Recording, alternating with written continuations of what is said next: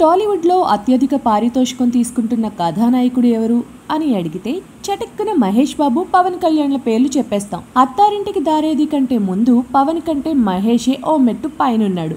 దూకుడు సినిమాతో తన స్టామినా చూపించిన మహేష్ పారితోషికంలో ఎవ్వరికీ అందనంత ఎత్తుకు ఎదిగిపోయాడు. ఆ తర్వాత మహేష్ ని పవన్ బీటౌట్ చేశాడు. అయితే ఇప్పుడు మహేష్ లో మార్పు కనిపిస్తోంది. సినిమా బడ్జెట్ పెరిగిపోవడానికి తన పారితోషికం కారణం కాకూడదు అన్న విశాల దృక్పథంతో తన పారితోషికాన్ని తగ్గించుకున్నాడట. పైగా నేనొక్కడినే, ఆగడు సినిమాలు భారీ ఫ్లాప్లు మూటగట్టుకున్నాయి. ఈ నేపథ్యంలో నిర్మాతలకు నష్టాన్ని భర్తీ చేయాలన్న ఉద్దేశంతో తన పారితోషికంలో కొంత భాగం వెనక్కి ఇచ్చేసినట్టు తెలుస్తోంది. మనకు మంచి సినిమాలు వస్తున్నాయి, కాకపోతే బడ్జెట్ మించిపోతోంది, మన కంట్రోల్లో ఉండడం లేదు. మహేష్ సినిమాలకు 70 కోట్ల వరకు అవుతోంది. అందుకే మహేష్ తన పారితోషికాన్ని తగ్గించుకున్నాడు అంటూ కృష్ణ గారు చెప్తున్నారు. నిర్మాతలకు ఇంతకంటే స్వీట్ న్యూస్ ఏముంటుంది?